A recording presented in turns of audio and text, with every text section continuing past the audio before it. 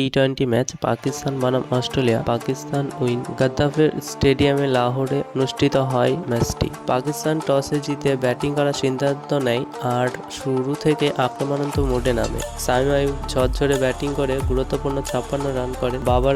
বাবর আজম অধিনায়কের মতো দায়িত্বশীল ইনিংস অর্ধশত রান করেন। শেষের দিকে দ্রুত রান তুলে স্কোরটি বিশাল করে তোলেন। 19 বলে 46 রান করেন সাদাব খান। ফলাফল পাকিস্তান করে 20 ওভারে 207 রান 6 উইকেটে। টি-20তে এই স্কোরটি অস্ট্রেলিয়ার বিপক্ষে বিশাল স্কোর। 208 রানের টার্গেটে তাড়া করতে নেমে অস্ট্রেলিয়া শুরু থেকেই চাপে পড়ে যায়। পাকিস্তানের পেস ও স্পিন আক্রমণের সামনে তারা একেবারেই দাঁড়াতে পারেননি। পাওয়ার প্লেতেই একের পর এক উইকেট পড়ে।